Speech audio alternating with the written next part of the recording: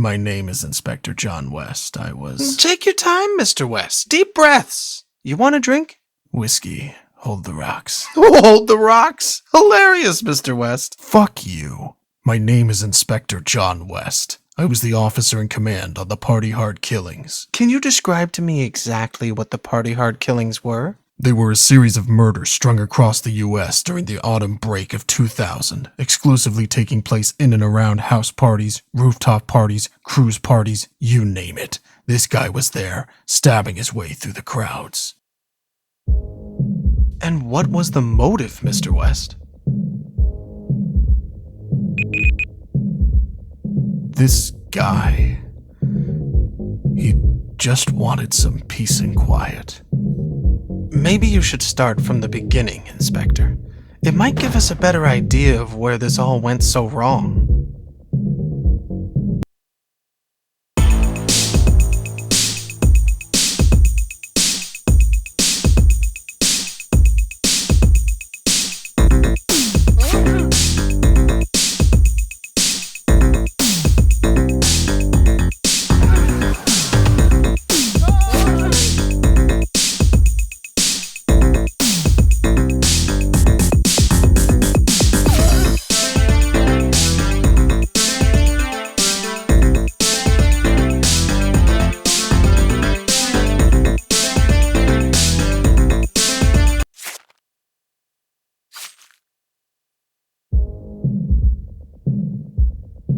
One of my officers responded to a call near North Beach. It was the end of April, so typically a bunch of the college kids in the area were getting hammered instead of prepping for their finals. If only the stupid bastards knew.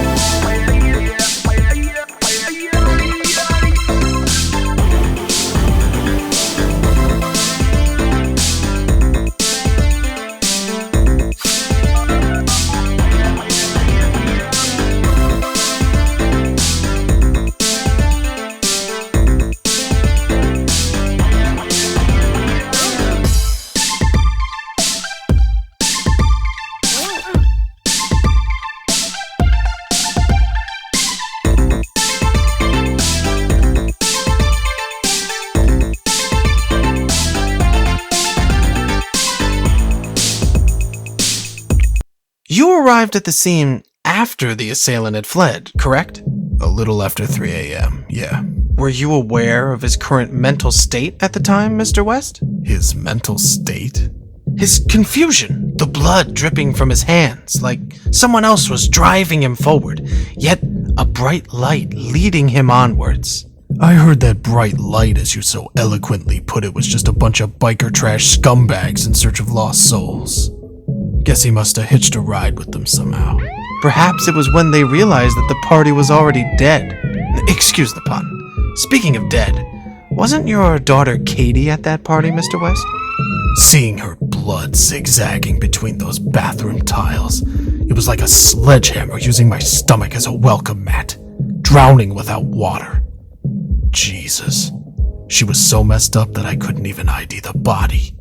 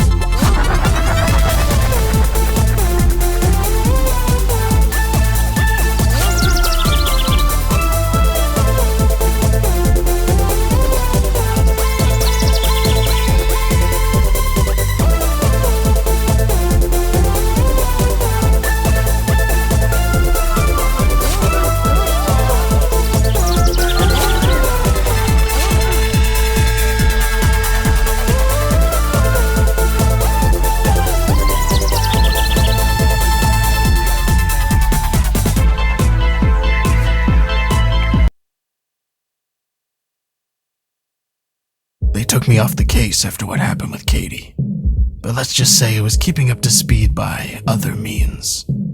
Once the ranch massacre happened, my colleagues were more than happy to unofficially keep me informed.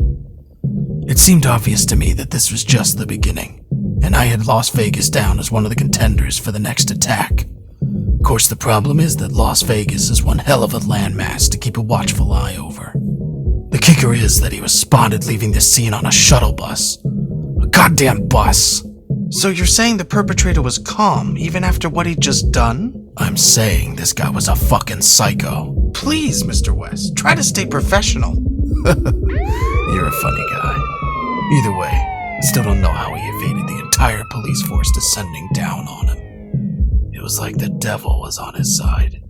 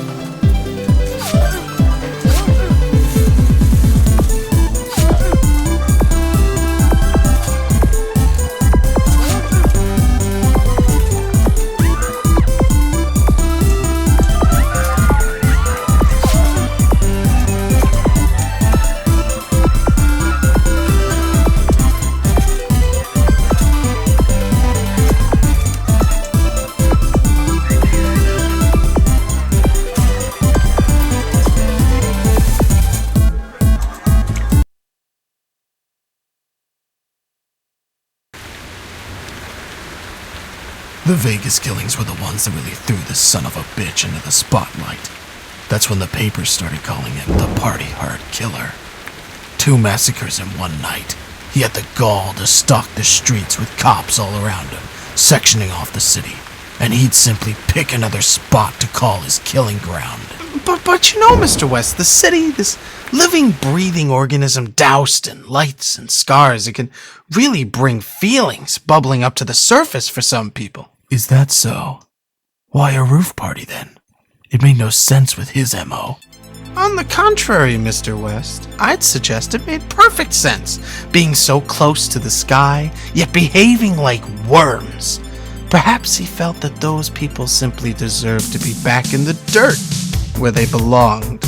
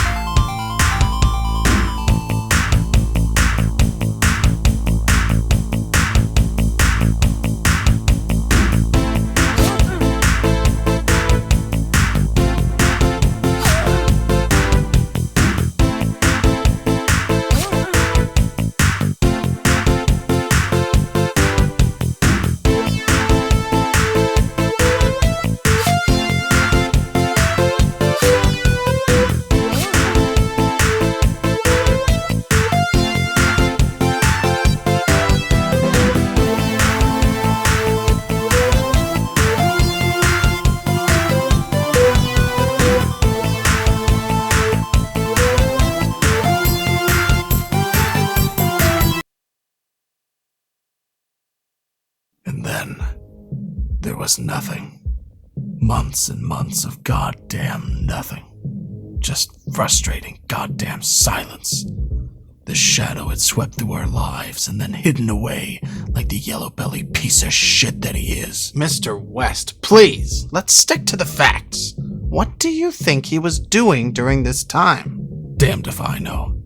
Tell you what, though, those months dragged and dragged. The papers wanted names. There was severe public unease. The police force was a laughingstock. You'd never guess that one single sicko could rip this country apart so badly. And then one day, out in the desert, there was an encounter. What kind of encounter? A guy driving late one night told us he nearly hit this guy who stepped out in the middle of the road. Apparently, he didn't say much, although the driver was in shock, as you'd expect. He sort of just threw a flyer at the guy's feet. Said he needed help. Needed help? What kind of help? Said he needed a ride to a party on a boat.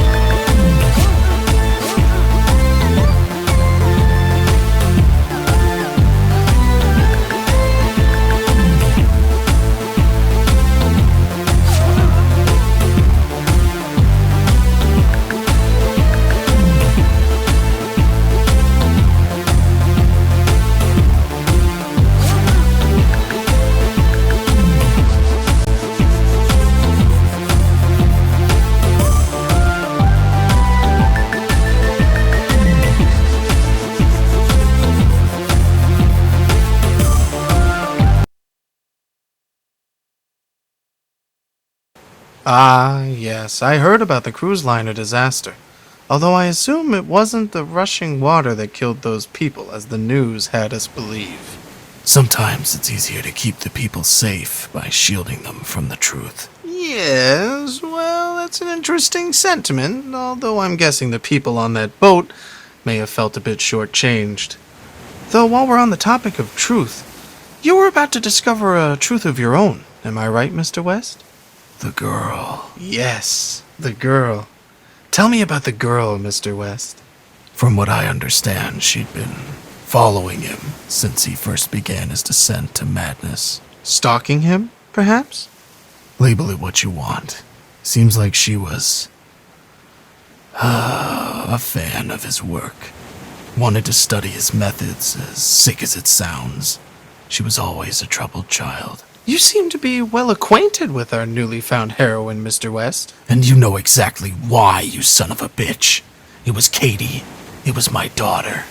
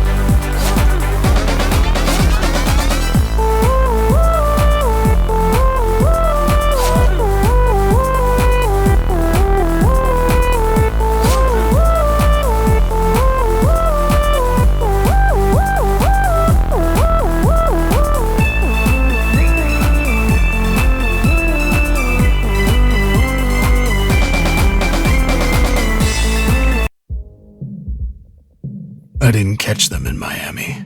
I didn't even visit the scene. Why was that, Mr. West? Tired, I guess. I'd been chasing this nut job for months by that point, and now that Katie was confirmed to be in his company, it was a lot for one man to take in. How did you think Katie was involved, Mr. West? She was always one to be driven by danger, correct? It's a strange, fucked up situation you're in if you're hoping, praying that your own daughter had been snatched away by a madman. It was better than the alternatives. It must have crossed your mind that Katie was, in fact, the killer all along? It would have been clever, really, faking your own death to escape an abusive father. How was your relationship with your daughter, Mr. West? God damn you. God fucking damn you.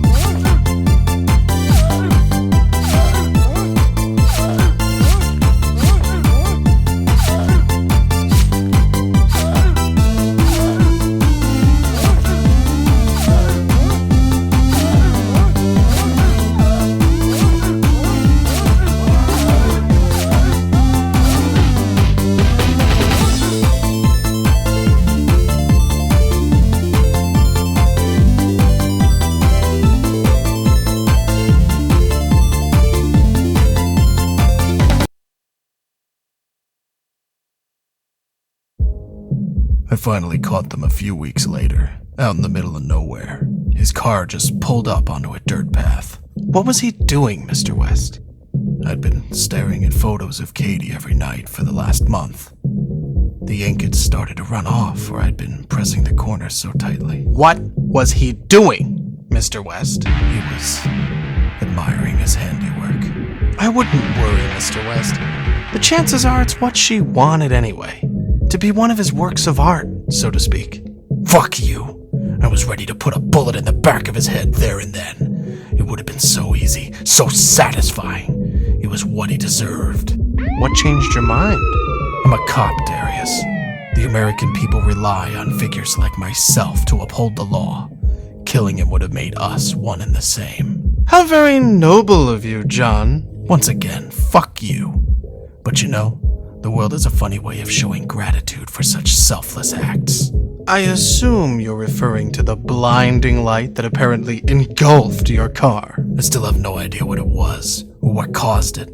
I guess this terror of darkness has somehow found a friend in the light. And of course, when I came to, I found my car had made a strong connection with rather incompatible foliage. Worse still, my back seat was devoid of serial killers.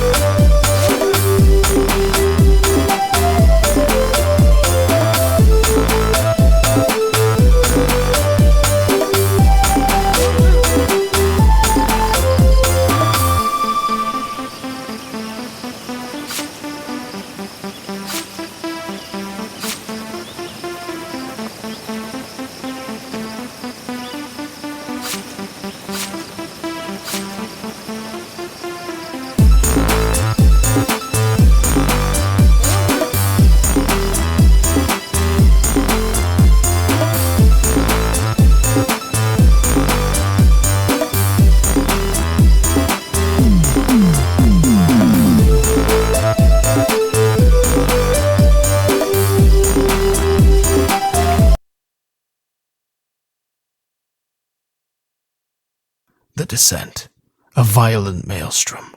Nature has a way of bringing the most devious of minds back down to earth, and shortly after the Sawmill Massacre, our psychopath succumbed to the outdoors of all things. Really now, Mr. West, can we stop with the cliched storytelling? This isn't a tale from Narnia.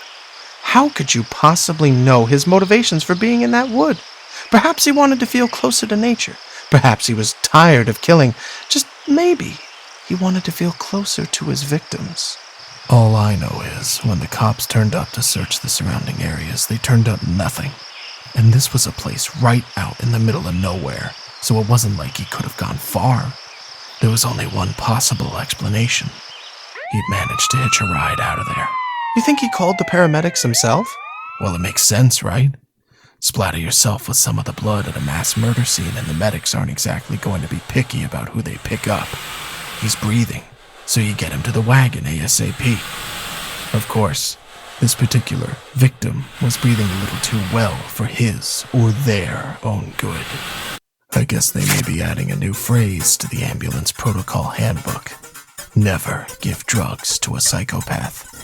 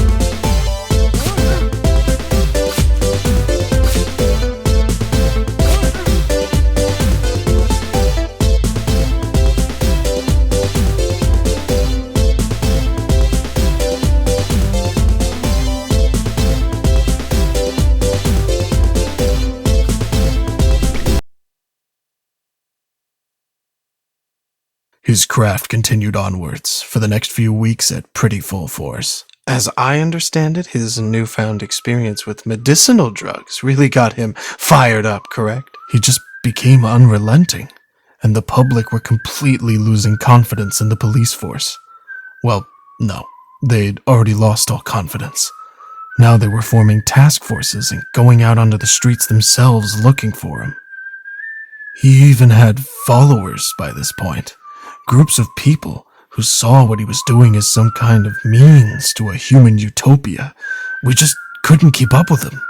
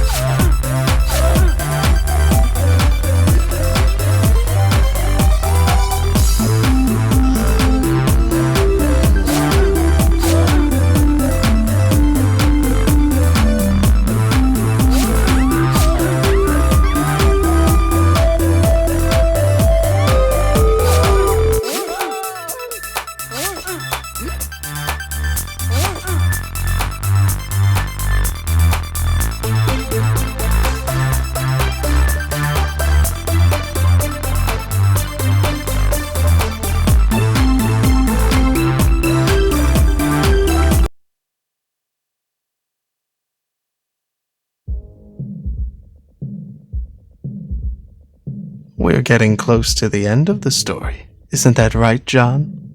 A bunch of his avid followers, his so-called party harders, were said to be holding a party down in the San Francisco subway after hours. And you heard about the party just in time to catch him. Is that correct? That's what I was hoping. What was your plan exactly? The last time you encountered this man, it didn't exactly swing in your favor. I knew exactly what I had to do. It was plain and simple. He had to be stopped.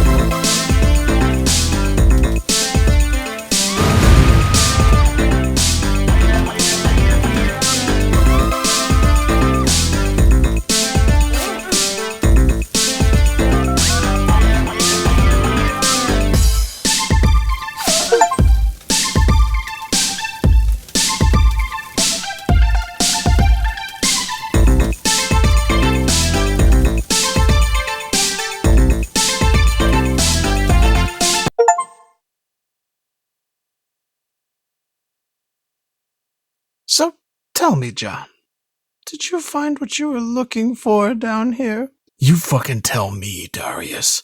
You know, John, we're not really that different, you and I. You can make out like you're the heart of gold and I'm the malicious prick here, but you never really tried to stop me, did you? You say that like I had a choice. You always had a choice, John. You know that. You're not weak.